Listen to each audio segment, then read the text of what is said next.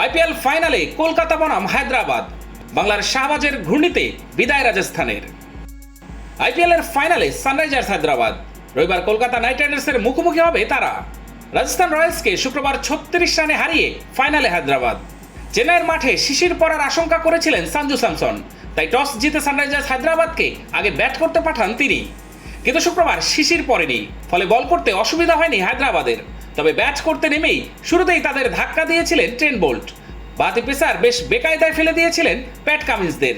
প্রথম ওভারে 13 রান দিলেন বোল্ট, তুলে নিলেন অভিষেক শর্মার উইকেট। নিজের তৃতীয় ওভারে বল করতে এসে তুলে নেন রাহুল ত্রিপাঠী ও এইডেন মার্ক্রামের উইকেট।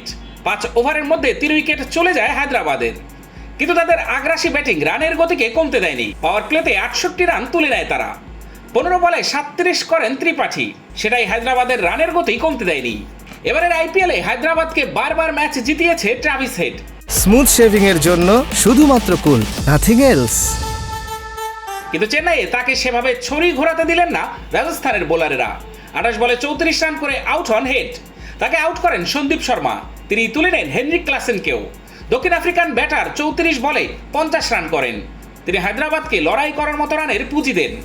প্রশংসা করতে হবে বাংলার অলরাউন্ডার শাহবাজ আহমেদকে।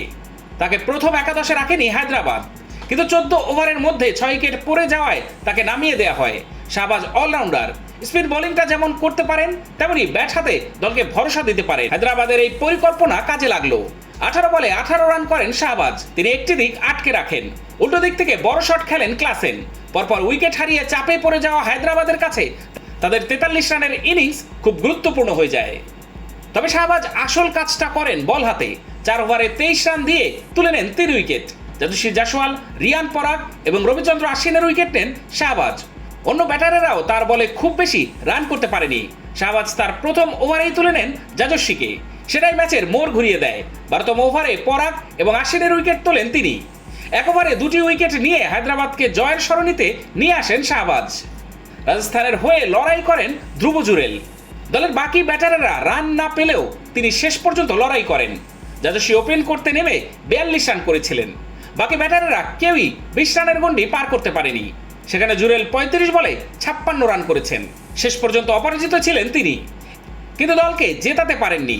হেরে আইপিএল থেকে বিদায় নিল রাজস্থান। ফলে ফাইনালে কলকাতার প্রতিপক্ষ হলো হায়দ্রাবাদ।